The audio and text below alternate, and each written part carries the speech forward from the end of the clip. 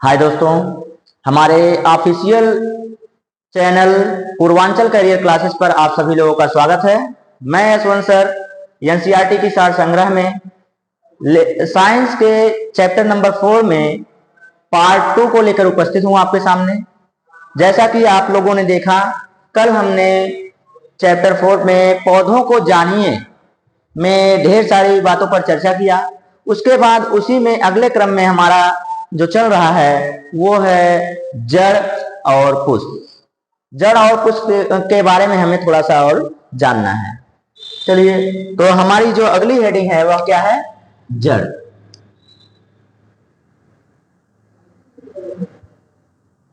जड़ को हम अंग्रेजी में क्या कहते हैं दोस्तों? रूट कहते हैं। रूट एक और शब्द देता है मूल। ठीक, तो ये जड़ होता क्या है? ये जड़ पौधे का वह भाग जो मूलांकुर से बना होता है। पौधे का वह भाग जो मूलांकुर से बना होता है और पौधे को आधार प्रदान करता है, उसी को जड़ कहा जाता है।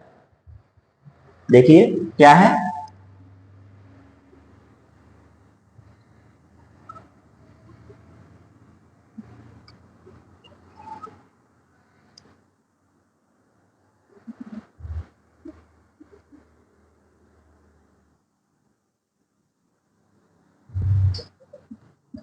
से बना होता है और पौधे को आधार प्रदान करता है। पौधे को आधार प्रदान करता है। आधार प्रदान करता है। तो पौधे को आधार प्रदान करने वाला क्या होता है? जड़ होता है। और यह निकलता किससे है? तो मूलांकुर का भाग होता है। यह किसका भाग होता है? मूलांकुर का भाग होता है। यानी कि यदि हम एक बीज लें, यदि हम क्या लें? एक बीज लें और यहां से देखा जाए तो एक भाग हमारा ऊपर जाता है और एक भाग किधर आता है? नीचे की तरफ आता है। ये हमारा एक कोई बीज ले रहे हैं। बीज हो गया, किसी का भी बीज लीजिए। जब वह अंकुरित होता है, जब वह क्या होता है? अंकुरित होता है, तो दो तरफ जाता है। एक ऊपर की तरफ जाता है और एक नीचे की तरफ आता है। तो जो नीचे की तरफ आता है इसे हम लोग कहते हैं मूलांकुर। इसे क्या कहते हैं? मूलांकुर कहते हैं। और ये जो ऊपर की तरफ जाता है इसे हम लोग कहते हैं प्रांकुर। इसे क्या कहते हैं दोस्तों? प्रांकुर कहते हैं। तो जो प्रांकुर होता है वो तने और शाखाओं में परिवर्तित हो जाता है। प्रांकुर क्या होता है? तने और शाखाओं में परिवर्तित हो जाता है। और जो मूलांकुर होता है वही उसका मूल या जड़ बनता है। वही क्या बनता है दोस्तों? वही उसका मूल या जड़ बनता है, जो पौधे को आधार प्रदान करता है। पौधे को क्या करता है? आधार प्रदान करता है। यह मिट्टी के अंदर जाता है। या मिट्टी के किधर जाता है? अंदर जाता है। तो मिट्टी के जब अंदर जाता है तो ये जकड़ के क्या बना देता है? यहां मान लेते मिट्टी, इसके नीचे जो रह जाता है वही क्या होता है? यही आधार प्रदान करता है। और ये जो मिट्टी बनाया जाए वो यहां बनाया जाए, क्योंकि जो फली होती है, बीज की फली होती है, वह क्या होता है? जमीन के ऊपर ही रह जाती है। ठीक, तो यहां देखा जाए तो ये मूलांकुर से, अब अगर आपको पूछ ले, यहां से दोस्तों बार बार प्रश्न पूछे जाते हैं आपके सीटेट में हो या टेट में हो या फिर आपके प्रतियोगी किसी भी प्रतियोगी परीक्षा में हो, तो पूछ लेता है कि जड़ भाग होता है। किसका भाग होता है? तो मूलांकुर का भाग होता है। मूलांकुर जब विकसित होता है तो वही जड़ का रूप लेता है और पौधे को आधार प्रदान करता है। तो दोस्तों आशा करते हैं आपको समझ में आया होगा कि जड़ क्या होता है। तो हमने प्रांकुर पढ़ लिया है। प्रांकुर जानते हैं हम लोग। प्रांकुर में क्या क्या आता है? तना आता है और शाखाएं आती हैं। तना और शाखाएं आती हैं, जिसमें पत्ती आती है। क्या आती है? पत्तियां भी आती हैं। तो पत्ती, शाखाएं, तना, लताएं, ये सारी चीजें हमने पढ़ लिया है। ठीक, पत्ती हमारा क्या करता है? पौधे में भोजन का निर्माण करता है। क्या करता है? पौधे में भोजन का निर्माण करता है। ठीक, ये हो गया। फिर उसके बाद ये जो होता है मूलांकुर, जड़ हो गया। तो जड़ हमने देख लिया। तो आइए देखते हैं कि जड़ का कार्य क्या होता है। तो दोस्तों जड़ का कार्य जो होता है वो होता है सबसे पहला काम कि पौधे को आधार प्रदान करना। दूसरा क्या होता है? दूसरा होता है दोस्तों कि यह जमीन से, भूमि से खनिज लवण को अवशोषित करता है। क्या करता है? खनिज लवण को अवशोषित करता है। खनिज लवण को अवशोषित करना किसका कार्य होता है? जड़ का कार्य होता है। और दूसरा जो कार्य होता है यह क्या होता है? जल को अवशोषित करना। जल को अवशोषित करना।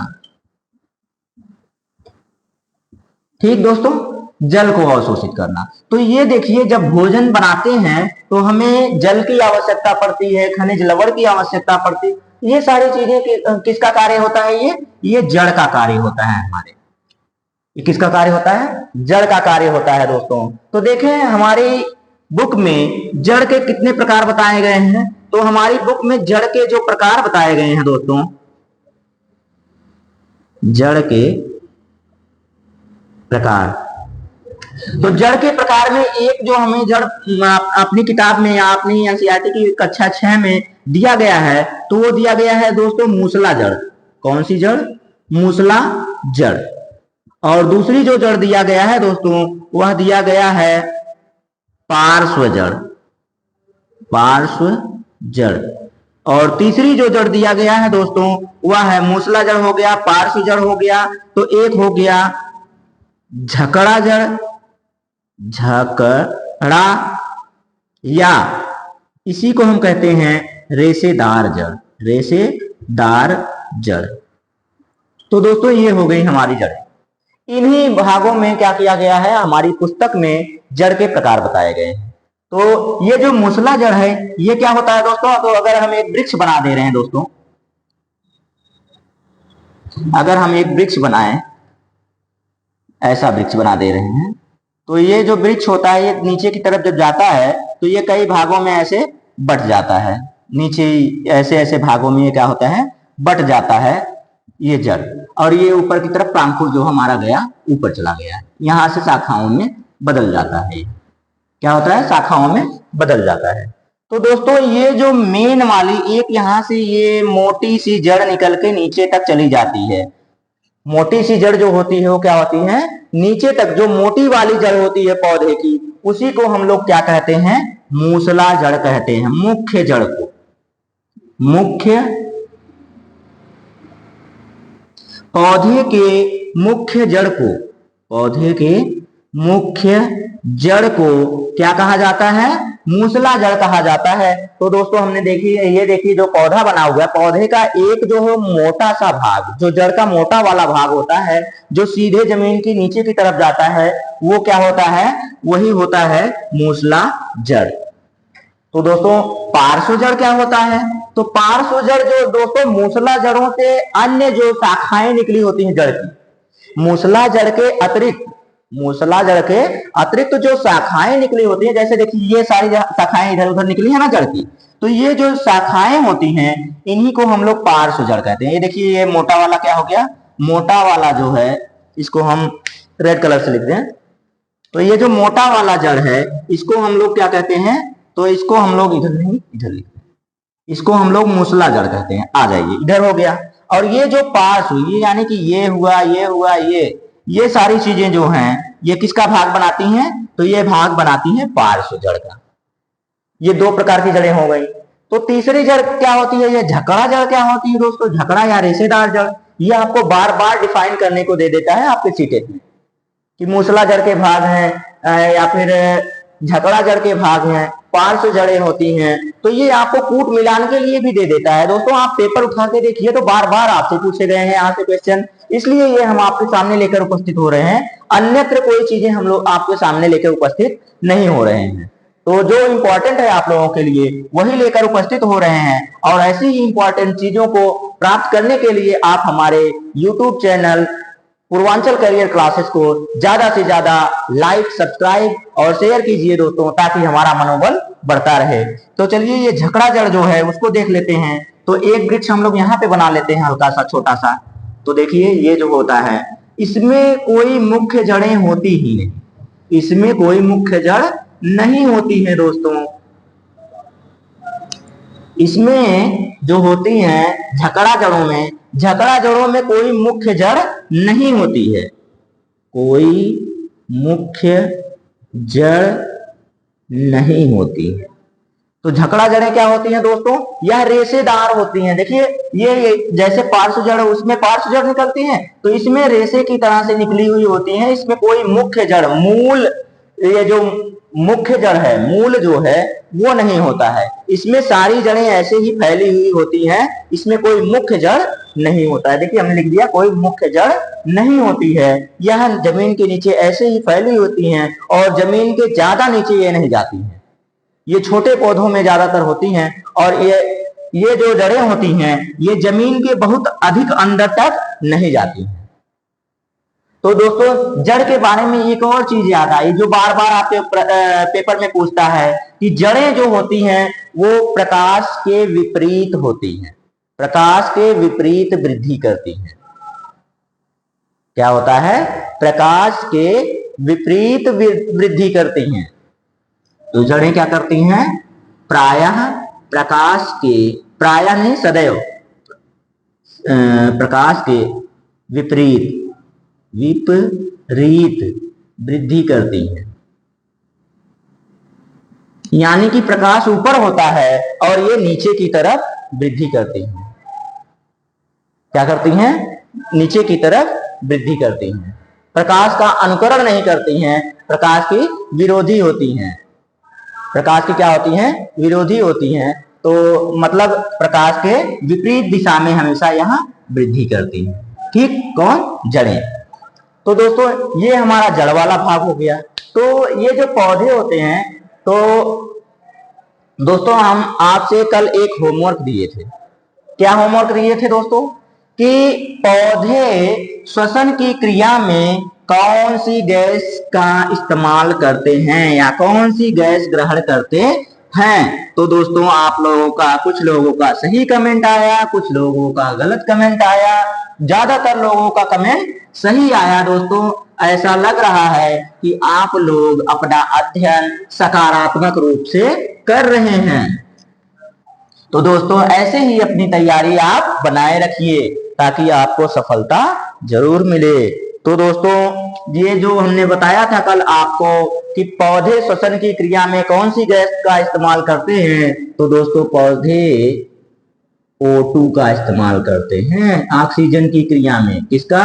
अपनी श्वसन की क्रिया में ऑक्सीजन गैस का। जिस प्रकार से हम लोग ऑक्सीजन गैस का इस्तेमाल करते हैं श्वसन की क्रिया में, उसी प्रकार से सारे सजीव क्या करते हैं दोस्तों? ऑक्सीजन का ही इस्तेमाल करते हैं श्वसन की क्रिया में। हमने बताया था आपको, क्या बताया था? कि श्वसन की क्रिया में इस्तेमाल। हमने ये नहीं कहा था कि पौधे भोजन की क्रिया में कौन सी गैस एब्जॉर्ब करते हैं या पौधे कौन सा भोजन एब्जॉर्ब करते हैं। तो एब्जॉर्ब वो कौन सी गैस का करते हैं? कार्बन डाइऑक्साइड का करते हैं भोजन बनाने के लिए। लेकिन जब श्वसन की बात आती है तो श्वसन की क्रिया में पौधे भी क्या करते हैं? ऑक्सीजन गैस का ही इस्तेमाल करते हैं। तो चलिए दोस्तों, आशा करते हैं आपको समझ में आया होगा। तो इसके बाद दोस्तों आते हैं हम लोग अगली टॉपिक पुष्प पर। पुष्प के बारे में थोड़ी सी सामान्य चर्चा करनी है दोस्तों, सामान्य चर्चा। तो पुष्प को अंग्रेजी में क्या कहते हैं दोस्तों? फ्लावर कहते हैं। क्या कहते हैं? फ्लावर कहते हैं। तो दोस्तों अब ये जो फ्लावर है यह पौधे का सबसे आकर्षक भाग होता है, आकर्षक व रंगीन भाग होता है। रंगीन, एक मिनट, आकर्षक, रंगीन व सुगंधित भाग होता है। व सुगंधित ना भी हो, सुगंध अगर नहीं भी आ रही है तब भी चलेगा, लेकिन कैसा भाग होता है आपका? आकर्षक और रंगीन भाग होता है, भाग होता है। तो दोस्तों आप लोग अपने आसपास देखते ही होंगे कि जो पौधे होते हैं उन पर क्या लगे होते हैं? पुष्प लगे होते हैं, फूल लगे होते हैं। तो दोस्तों जब ये पुष्प और फूल लगे होते हैं तो देखेंगे वो आकर्षक होते हैं। आकर्षक का मतलब हमारी आंखों को लुभावने होते हैं। क्या होते हैं? लुभावने होते हैं दोस्तों। तो आकर्षक होते हैं और कैसे होते हैं? रंगीन होते हैं, कलर रंग रंग विभिन्न प्रकार के रंगों में होते हैं। और कैसे होते हैं? कुछ सुगंधित होते हैं, कुछ सुगंधित नहीं भी होते हैं। तो सुगंधित से बहुत ज्यादा वो नहीं है, लेकिन पौधे अगर पुष्प हैं तो हम लोग ज्यादा मानते हैं कि वो सुगंधित होते हैं। ठीक, तो ये क्या है? पुष्प है। तो पुष्प क्या होते हैं? सबसे आकर्षक व पौधे का वह भाग जो सबसे आकर्षक व रंगीन और सुगंधित होते हैं, सुगंधित भाग होता है, उसी को हम लोग पुष्प कहते हैं दोस्तों। तो पुष्प में देखा जाए दोस्तों, तो अगर हम कोई पुष्प ले लें, जैसे कि अभी हम यहाँ बना देते हैं आपके लिए,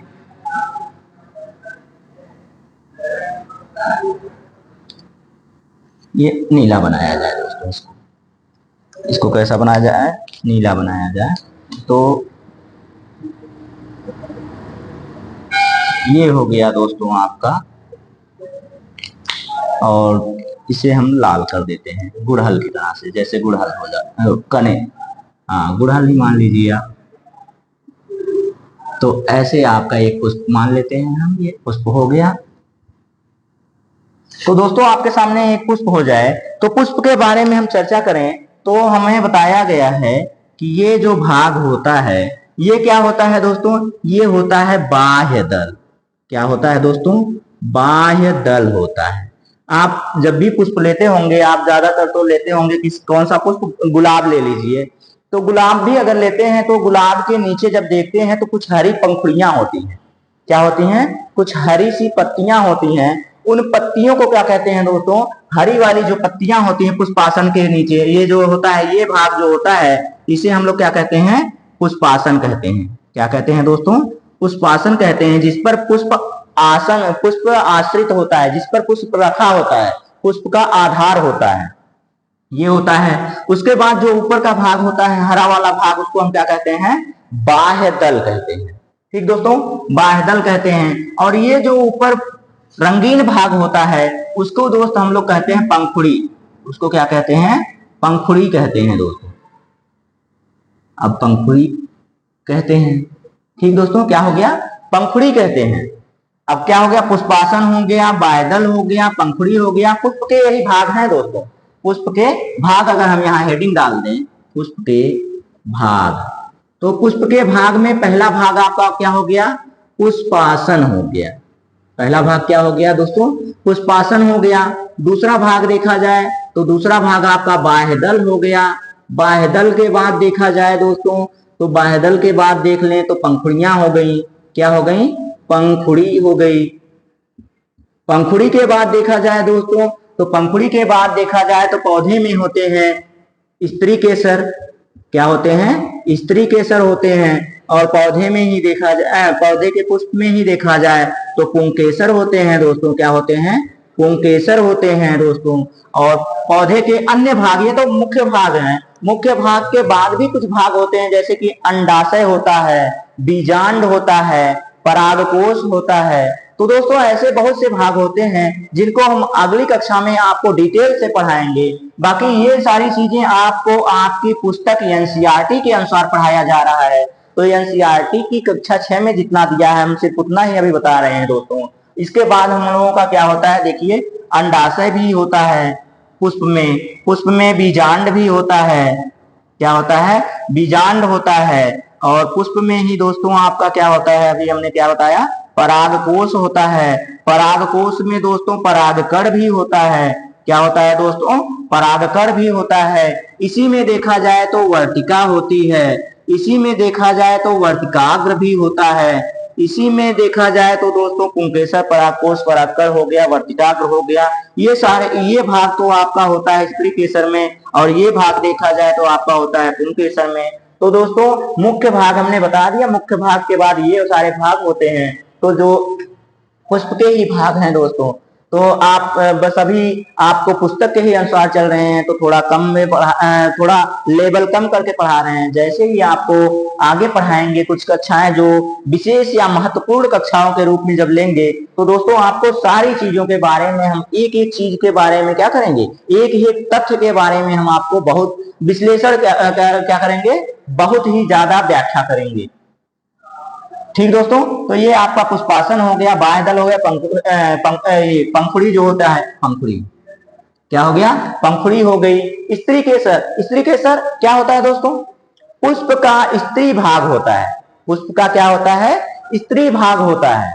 और पुंकेसर क्या होता है दोस्तों, ये पुष्प का पुरुष भाग होता है। पुष्प का पुरुष भाग होता है दोस्तों। और ये क्या होता है, स्त्री भाग होता है। पुष्प का स्त्री भाग होता है दोस्तों। तो बस दोस्तों आज के लिए इतना ही। बाकी जो चीजें महत्वपूर्ण हैं वो हम अगली कक्षाओं में लेकर आपके सामने उपस्थित होंगे दोस्तों।